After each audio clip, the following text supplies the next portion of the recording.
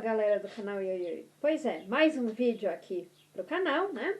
Antes de falar do vídeo de hoje, eu vou pedir para vocês se inscreverem no canal, ativar o sininho de notificação, like e dislike, deixar comentários, tá? Porque tudo isso é importante para a relevância do canal, né? Principalmente os comentários são importantes para a relevância do canal, porque assim o conteúdo, né, se espalha para mais pessoas e o meu canal, né, passa a ser recomendado, o canal Ioioi passa a ser recomendado para outras pessoas, aí aumenta o número de seguidores, né, tudo. E o canal também tem um perfil no Instagram, @canal Ioioi, tá, gente? Que eu vou deixar aqui na edição. E vamos, né, ao tema de hoje. Bom, o tema de hoje é meio que uma continuidade do vídeo passado, né? No vídeo passado eu falei sobre os relacionamentos flopados da literatura, né? Os relacionamentos...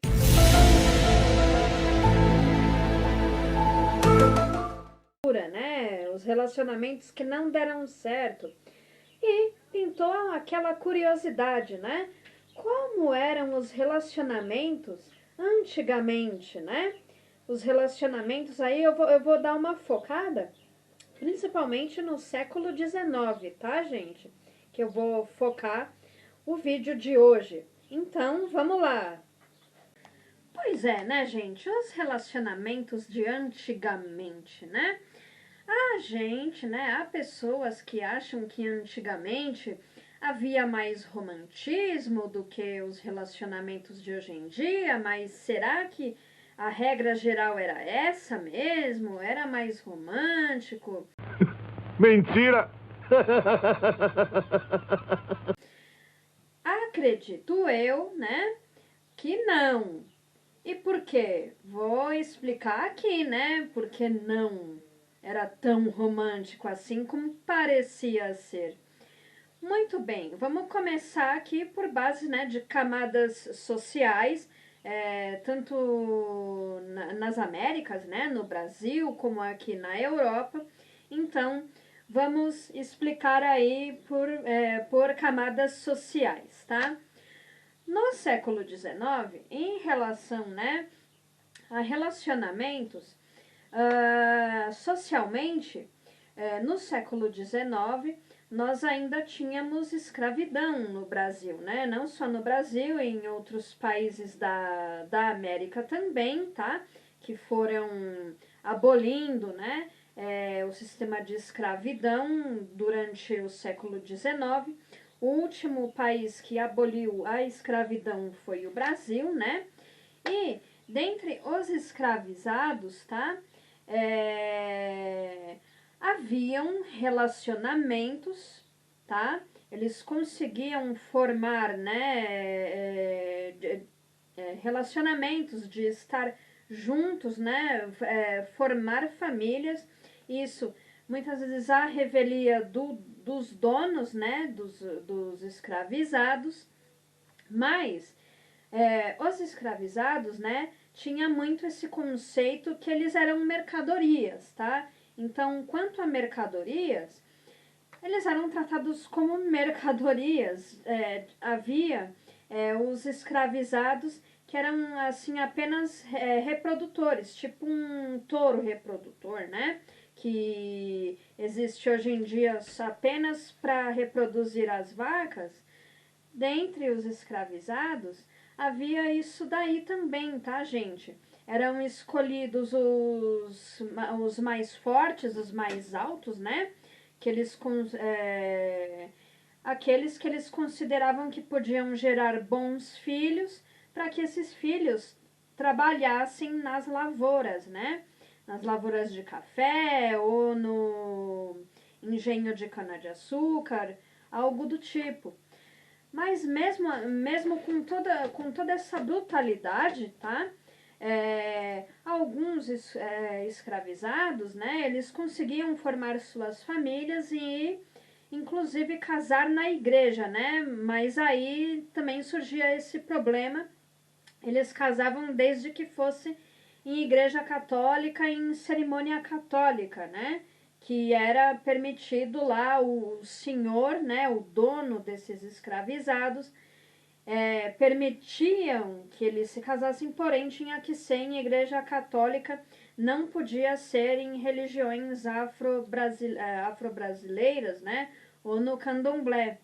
Enfim, agora, vindo pra cá, pra Europa, né, Bota o pé na Europa, bicha. dentre as camadas mais populares, as pessoas, né, principalmente as mocinhas, elas se casavam cedo, tá, gente? Isso via de regra, tanto nas camadas mais pobres quanto nas camadas mais abastadas, as mocinhas se casavam cedo, tá? Com 15, 16 anos.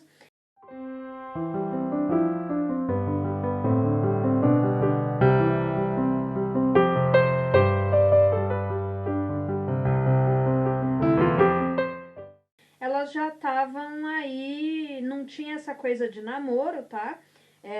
Não existia o conceito de namoro, você já logo noivava ou de noivado já ia casar, tá? Não tinha esse namoro. Geralmente eram os pais que escolhiam, tá? Os noivos para essas moças.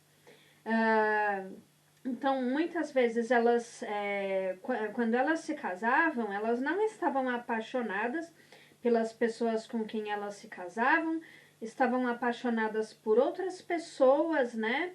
E algumas vezes os pais, não é esse com quem você vai se casar, porque a gente não quer que você case com fulano, você tem que casar com ciclano, né? Acontecia no Brasil também, tá? Chiquinha Gonzaga foi um caso desses, né? Ela se casou com o Jacinto, amando do pai, né? Ela não queria se casar com o Jacinto, ela casou-se porque o pai, né? Não, você tem que se casar com o Jacinto, porque é assim que tem que ser, porque sou eu que sou o chefe da família.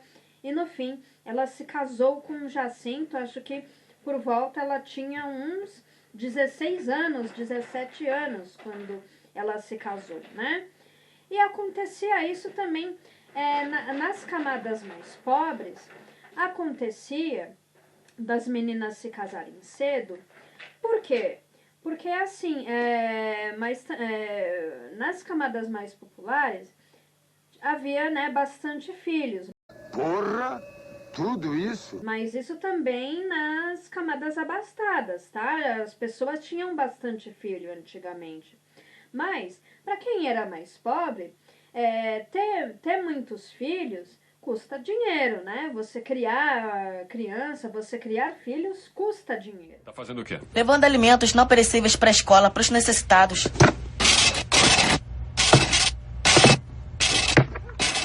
Então, chega uma certa idade, assim, que fica custoso você ter uma pessoa na sua casa, né? Então, essas filhas, né, principalmente as meninas, elas se casavam cedo, né, para poder formar a família delas, tá? Porque naquela época, né, nessa época, em épocas anteriores aí no século XIX, geralmente, né, das camadas mais populares, geralmente o pai da família tinha uma rocinha, né, um roçadinho, que o filho ajudava, né, e não era tarefa de menina ajudar na roça, né, era a tarefa das meninas, das jovens nesse caso, era mais ajudar a mãe nas tarefas da casa, ou então elas ajudavam a mãe, né? A mãe tinha emprego de lavadeira para alguma família da aristocracia ou de algum reino, lavadeira, passadeira. Então, elas ajudavam as mães nesse sentido, né? Mas tudo isso também, assim, era custoso, né? Não era você ser passadeira, lavadeira ou costureira para alguém de algum reino ou para alguém de alguma aristocracia, né, que fosse rico, não era uma coisa que garantia um sustento legal. Pobreza pega. Então, por isso, as meninas, né, das camadas mais pobres, isso estou falando aqui na Europa, né, elas procuravam se casar elas procuravam se casar cedo, tá? E isso é descrito também no livro da Jane Austen, né? Do livro Orgulho e Preconceito. A Elizabeth Bennet tem uma amiga, né? Uma vizinha dela, a Charlotte Lucas, né? A Charlotte Lucas se casa com o primo, né, das Bennet, esse primo das Bennet que estava querendo se casar com a Jane, depois ele foi pedir a mão da Elizabeth recusou, e Charlotte Lucas aceitou se casar com ele, né? Então, Elizabeth, num determinado momento da trama, ela questiona a amiga, pô, você casou com ele, você não gosta dele, e aí? Aí Charlotte Lucas pega e fala assim, a questão não é gostar ou não. Eu tô ficando velha, eu sou um fardo para os meus pais, a gente não é tão rico, e aí o que vai ser do meu futuro, né? Então, ela se casa com o primo, né, da família Bennet, né?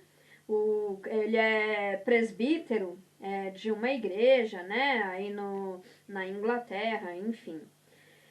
E era o que acontecia mais ou menos aqui, né, na Europa, com a camada mais pobre. E muitas vezes, né, as mocinhas que não conseguiam se casar, ou elas iam parar num convento, ou elas iam para a prostituição, tá, gente? As mocinhas que não se casavam, tá? Ou que não se casavam e não conseguiam uma colocação, né, assim, um trabalho como trabalhar de cozinheira ou trabalhar de arrumadeira, passadeira. Muitas vezes, muitas delas tinham, né, a prostituição como um ganha-pão paralelo. Isso eu vou falar mais tarde, né, aqui no vídeo. Mas enfim, e dentre as camadas mais abastadas, né, as mocinhas também se casavam cedo, com noivos determinados pelos seus pais, tá? Muitas das vezes. E quando elas se casavam, né, geralmente esses noivos eram homens mais velhos, tá? Muito mais velhos do que elas. Às vezes elas tinham 16, 17. Esses caras já estavam na casa dos 30 anos, já estavam na casa dos 35 anos, 40 anos. Muitas vezes eles se casavam assim, esses homens, eles já estavam no segundo casamento, né? Porque morte por parto era comum, né? Assim, na época, muitas mulheres morriam no parto ou morriam por doenças, né? Antigamente, então os homens que ficavam viúvos, eles se casavam de novo e se casavam com essas mocinhas, né? E aí, o que acontecia, né? Nós vamos entrar aí num negócio chamado adultério elegante, né? O que viria a ser o adultério elegante? Era um adultério com cordialidade, assim? Vou ali te trair e já volto. Não. Era uma forma, né? O adultério elegante que aparece nas obras de Eça de Queiroz, aparece em Primo Basílio e aparece nos Maias, tá? Nos Maias, o adultério elegante, ele aparece com o personagem de Carlos da Maia, tá? E o que era, né? Esse adultério elegante? Os jovens rapazes, né? Os homens, naquela época, podiam fazer de tudo, né, gente? As meninas tinham que se casar virgens, né? E todo aquele papo, né? as meninas se casavam virgens e os homens, né, estavam liberados, frequentavam prostíbulos, tinham amantes, né?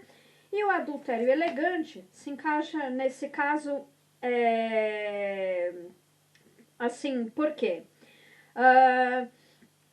Para alguns rapazes, né, da aristocracia, ok, eles iam num prostíbulo, mas, né, uma prostituta de rua, ela tá mais suscetível a doenças, né, porque ela tem vários clientes, né, é o meio de sobrevivência, né, dessa mulher, a prostituição, e, assim, para alguns rapazes, né, não quero correr o risco de pegar doenças, porque nessa época algumas doenças não tinham remédio, né, que curasse. No caso, a sífilis não tinha uma cura nessa época, né, porque não tinha penicilina. E o que acontecia, né?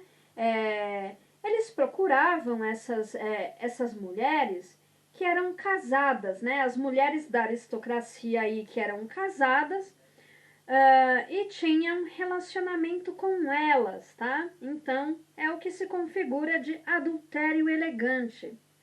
No caso, o Carlos da Maia, no início de sua história nos Maias, né?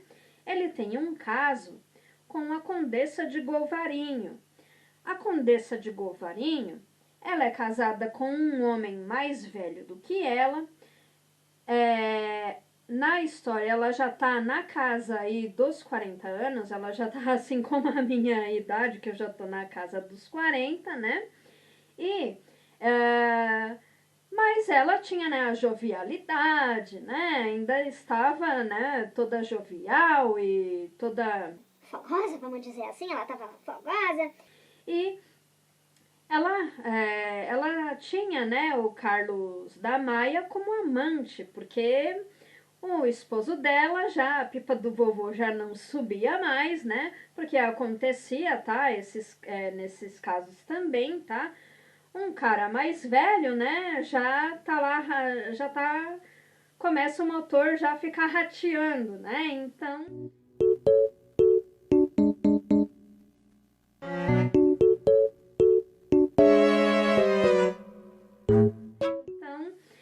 Como eles se casavam com mocinhas mais novas, né? Às vezes o motor não demorava para pegar, já não é mais aquela, né?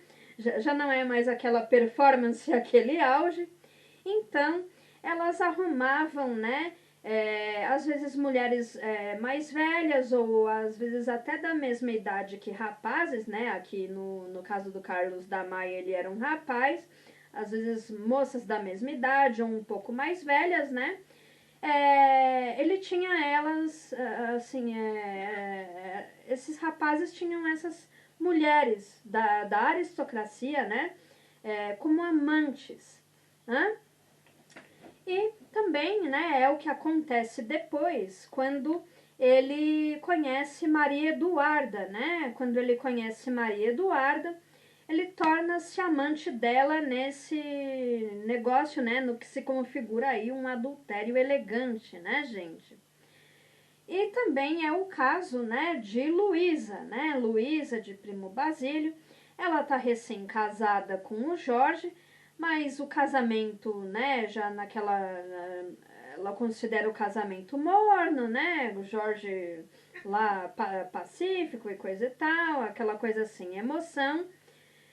E quando o primo dela volta, né, volta para Lisboa, eles se reencontram e a paixão explode novamente, né, entre Luísa e Basílio, que também aí se configura como um adultério elegante, né, gente? E em relação à prostituição, né, eu já estava falando aqui das meninas, né, que em linha de pobreza, que ou viravam freiras ou iam para prostituição. Nós tínhamos aí também, né, a prostituição da rua, tá? onde, né, elas pegavam clientes ou pobre ou rico, tá? Muitas dessas moças, elas tinham empregos assim de lavadeira, de passar roupa ou de cozinheira em algum lugar, mas não ganhavam dinheiro suficiente, né? Então elas incrementavam, né, uma grana a mais aí, fazendo prostituindo-se em horários de tarde da noite, né? E também uma curiosidade, né? Muitas jovens do Balé de Paris, né? Tinha lá a parte em que... Tinha uma parte, depois das apresentações, que as jovens ficavam lá, né? Para trocar de roupa, para voltar para casa.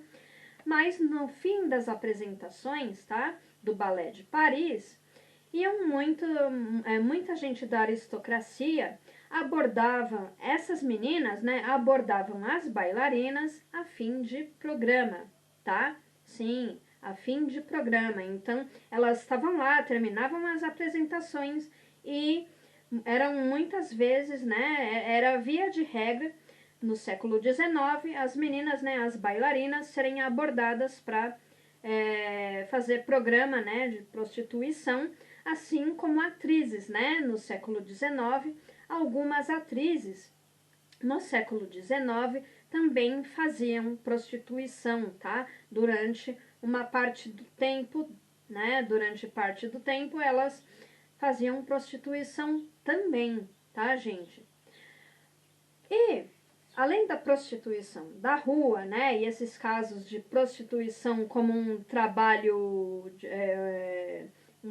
parcial, havia também a prostituição de luxo, né, com as cocotes. A prostituição de luxo acontecia em salões, tá, em salões luxuosos, com as cocotes. É mais ou menos como acontece hoje em dia. Isso ficou registrado, né, na série Verdades Secretas, com o famoso book rosa, né, em que modelos, elas fazem trabalho de modelo, mas também fazem o book rosa, que é acompanhar algum empresário, né, acompanha o empresário e tem o complemento da prostituição, e, enfim. Nessa época existia, tá, a prostituição de luxo em salões, tá, com as cocotes. Então, o diferencial das cocotes, né, para as prostitutas de rua, as cocotes geralmente falavam uma segunda língua, um segundo idioma, elas tinham conhecimento de história, de literatura, elas sabiam se portar à mesa, né? Elas sabiam qual copo era de vinho, qual garfo era do peixe. Elbows off the table, don't slouch. Shrimp fork, salad fork, dinner fork. A ordem, né? Entrada, prato principal e sobremesa. Elas sabiam todas essas regras de etiqueta, como se sentar, falar, enfim. E os aristocratas, né, dessa época, eles pagavam, né, para elas acompanharem eles durante um período de viagem, ou pagavam, né, ou eles ficavam com elas. Alguns chegavam a se casar com essas cocotes, tá? E no caso aqui da minissérie Os Maias, Maria Eduarda era uma cocote, né? Ela era a cocote de Castro Gomes, né?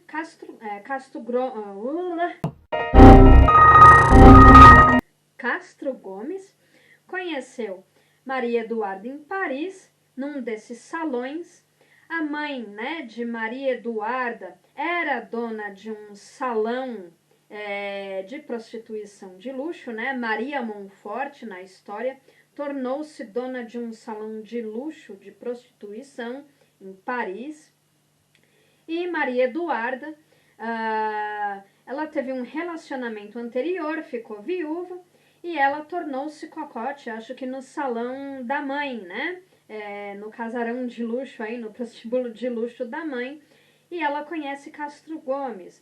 E Castro Gomes paga para Maria Eduarda, né? Acompanha ele aonde ele for. Ele paga para ela, né? Ele dá os luxos para ela, joias, peles, vestidos caros, chapéus, né? Sapatos. Então, ela parece, né? Uma senhora da sociedade. E o machismo da época, né? Quando o Carlos da Maia descobre que Maria Eduarda é apenas uma cocote de Castro Gomes, ele fica indignado, né? Ele fica indignado, aí ela chega a indagar ele. Ah, pois então, né? Então é assim, você pode cometer, né? Você pode ter amantes que são casadas, né? E eu, por causa do meu passado, dos erros da minha mãe, eu acabei me tornando uma cocote. Aí você fica aí todo afetadinho, querido, né? Fica todo nervosinho aí, porque eu não tinha um relacionamento, né? Eu não sou casada no papel com o Castro Gomes, você fica dando piti aí. Enfim, né? Enfim, a hipocrisia, né?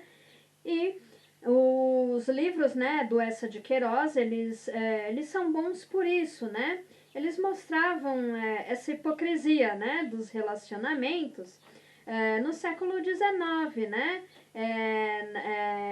Na Lisboa do século XIX. Pois enfim, e é isso, gente. O papo de hoje foi esse, né? O papo de hoje foi esse. E para o próximo vídeo, nós vamos falar sobre as origens, né, da parada gay, né? A parada LGBTQIA+, nós vamos falar sobre as origens da parada LGBTQIA+, não só lá em São Paulo, mas também, né, nós temos parada gay em São Francisco, em Los Angeles, em Nova York, nós temos aqui em Amsterdã. Então, nós vamos falar sobre como começaram, né, as paradas gay, né, a parada LGBTQIA+, tá bom, pessoal? Um beijo para vocês. E antes de dizer que eu fui, né, eu vou pedir novamente para vocês se inscreverem no canal, ativar o sininho de notificações, deixar comentários, tá? Deixem comentários, gente, é importante para a relevância do canal, tá? E temos, né, o perfil do canal no Instagram, @canal oioioi. Bom, agora sim, beijos e fui. Todos os pecados do Ega provêm da circunstância dele ser romântico. Teu dia chegará, Carlinhos. Julgo que não. O Carlos não é desse tipo de homem.